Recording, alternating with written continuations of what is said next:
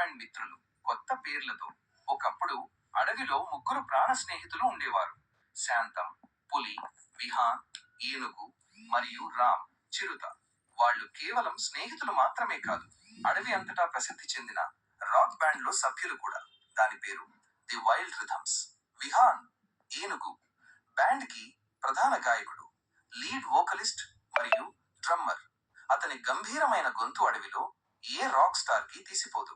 ఎల్లప్పుడూ క్యాప్ తో కూల్ గా కనిపిస్తాడు. శాంతం, పులి, లీడ్ గిటారిస్ట్. తన గిటార్ తో రాగం తీస్తే అది వినేవారికి ఒక అద్భుతమైన అనుభూతినిస్తుంది. అతని వేలు కదలికలు చాలా వేగంగా ఉంటాయి. రామ్, చిరుత, బేస్ గిటారిస్ట్ మరియు రిథమ్ మాస్టర్. పాటలో బేస్, బ్యాస్ అందించడంలో రామ్ది ప్రత్యేక శైలి. అతని స్పీడ్ పాట రిథమ్ కి అదనపు శక్తినిస్తుంది. ఒకరోజు అడవిలో జరిగే అతిపెద్ద వార్షిక సంగీత ఉత్సవానికి వైల్డ్ రిథమ్స్ కి ఆహ్వానం అందింది. అది వారికి అతిపెద్ద ప్రదర్శన. వాళ్ళు ముగ్గురు నల్లతోలు జాకెట్లు, బ్లాక్ లెదర్ జాకెట్స్ వేసుకుని దానిపై ఉన్న రాక్ సింబల్ ను సరిచేసుకుని స్టేజ్ వెనుక నిలబడ్డారు.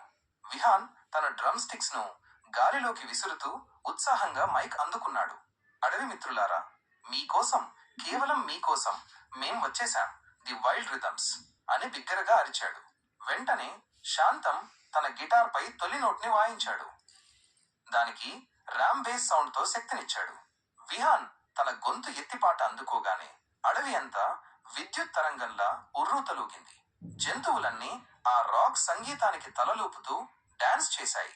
వారి ప్రదర్శన ముగిసిన తర్వాత వేదికపై లైట్లు ఆరిపోయాయి. ముగ్గురు స్నేహితులు, విహాన్, శాంతం, రామ్, ఒకరినొకరు కౌగలించుకుని తమ విజయాన్ని పంచుకున్నారు. వారి స్నేహబంధం మరియు సంగీతం ఆ రాత్రి అడవికి గొప్ప ఆనందాన్నిచ్చాయి. సారాంశం: పులి, శాంతం, ఏనుగు, విహాన్, చిరుత, రామ్ స్నేహితులు కలిసి ది వైల్డ్ రిథమ్స్ అనే రాక్ బ్యాండ్ ను నడుపుతారు.